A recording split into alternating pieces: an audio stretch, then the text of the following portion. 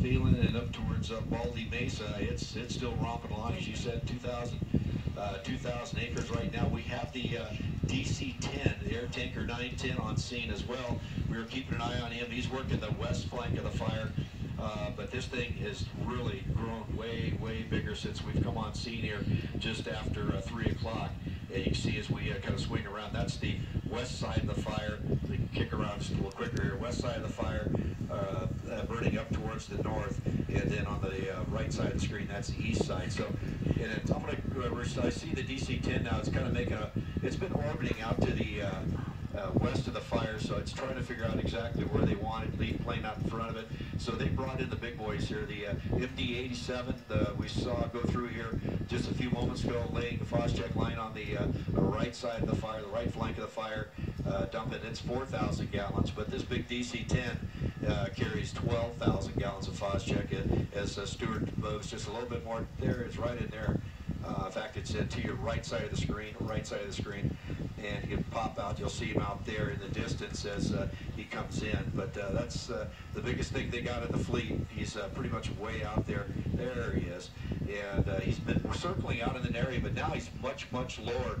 And since we've been watching the fire on the freeway, we'll now work towards the brush fire.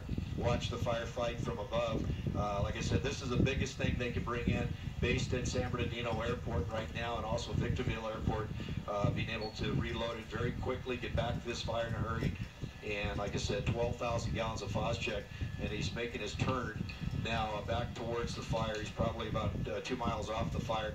These big aircraft, they have to make big, wide patterns to get lined up, but you just have to think about that. This is an aircraft that could carry, 200 to 300 passengers, and now it's got Phos-Chek on board, 2 pilots and an engineer on board, and they're getting this thing down right on the deck. And these guys are just fantastic handling these big aircraft that low and slow to the ground.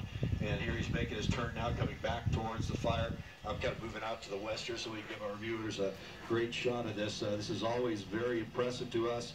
Up here flying, watching these guys come in, because they do such a great job of laying a Phos-Chek line ahead of that fire to let the fire burn up to it so it doesn't advance anymore, but getting down really low.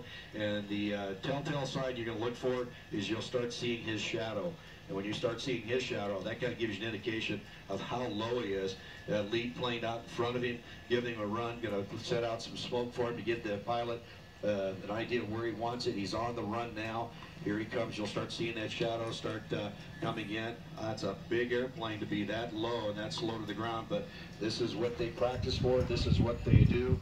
And right now, 12,000 gallons of Phos-Chek will be coming out really soon, and it should be coming right there. There it is.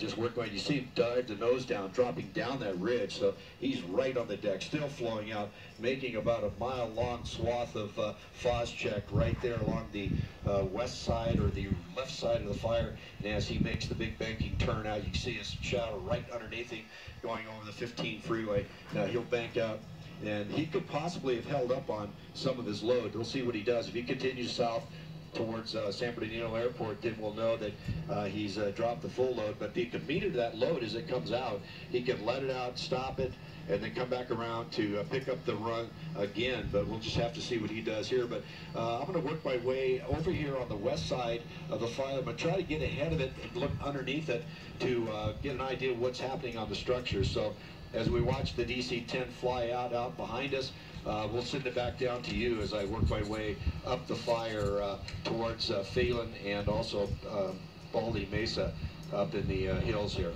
All right, Tim Lynn up at Sky 5. I'm continuing to monitor the situation. Again, just to kind of reemphasize things here, this started about 2:30 in Cajon Pass. This fire is now grown to 2,000 acres. TV5 right behind you. We have seen vehicles catching on fire on the southbound side of the 15 freeway in the Cajon Pass, just below the top of Cajon Pass, which is where Oak Hills Estates are, and this fire is advancing to the north. Now joined in the studio by Cher Calvin, replacing Lou Parker, and you think you've seen it all.